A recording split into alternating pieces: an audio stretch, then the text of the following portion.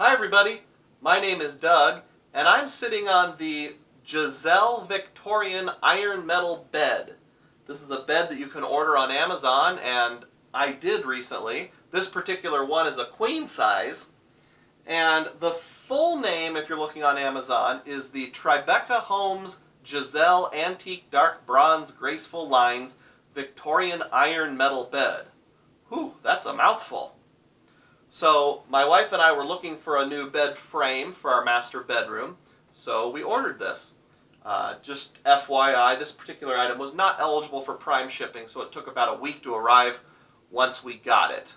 At the time we ordered it, just a few days ago, it was in the neighborhood of $263 for a queen size. But prices can and do fluctuate frequently, so be sure to check Amazon for current pricing. Well, we're going to go back in time 5 or 6 days ago when I assembled this bed, so you can see what that process was like, and then I'll give you my impressions. So stay tuned. If you want to skip the assembly part, just fast forward a couple minutes and you can see my review.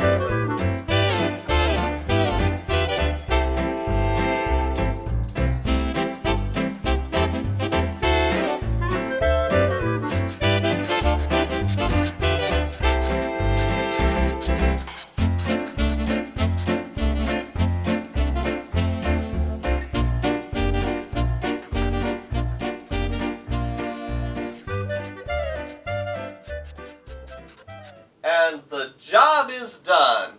The bed frame has now been assembled. What do you think? In terms of how it went for me, it took me about an hour and 45 minutes to assemble this on my own. Now, if it was two people working together, it would probably go a little faster. But for me, about an hour and 45 minutes to get it assembled. In terms of tools, I would recommend a small crescent wrench and a box cutter to open the packaging, and a ratcheting Allen wrench if you have one. It does come with a tiny little wrench and a tiny little Allen wrench, but man, life was so much easier with my own tools. I'll put a link in the description box showing you what the two tools are that I'm recommending. I'm not going to link the box cutter, you can figure that part out. Difficulty-wise, on a scale of 1 to 5, with 5 being the most difficult, the instructions say this is a 3 in terms of difficulty. That's probably about right, maybe 2.5, 3. So if you're of average handiness, you can probably handle it. If you're of high handiness, you'll be fine. If you're low on the handiness scale, you might need to get some help. The only complaint I have with the assembly process was the packaging. You've probably seen things labeled as frustration-free packaging. This was kind of the opposite. Just lots of wasted cardboard and those kind of things, and you just had to be so careful. There were sharp staples in the cardboard on the outside box, so I actually poked my finger at one point. Then I put on gloves. I would suggest wearing gloves when you assemble this. So, preliminary impressions, it feels sturdy to me. I mean, it's not, you know, it's not a $2,000 bed frame from a high-end furniture store or anything like that. So, I'm not expecting that, but I think for, you know, a budget-priced item, $400 range, a little less, I think it's right where it should be. It's right what I would expect in that regard. Welcome back to the future.